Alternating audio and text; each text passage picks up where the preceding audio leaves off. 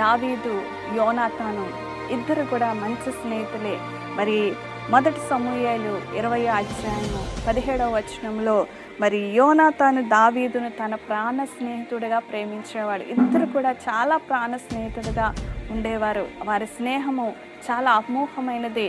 మరి దావీదుని మరి సౌలు చంపాలనుకుంటే మరి యోనాతాను, సౌలు కుమారుడే యోనాతాను మరి తన స్నేహితుడిని చంపుతాడని వారి తండ్రిని బతిమలాడడానికి సిద్ధపడతాడు. మరి దావీదుని తప్పించడానికి ఆయన ప్రయత్నిస్తాడు యోనాతాను. అటువంటి స్నేహం మనం కలిగి ఉండాలి. మన స్నేహంలో మంచితనం ఉండాలి. మన స్నేహంలో చెడు అనేది మనం తీసుకొని రాకూడదు. మన స్నేహంలో మన యొక్క జీవితంలో ఒక భాగమే ఉండాలి.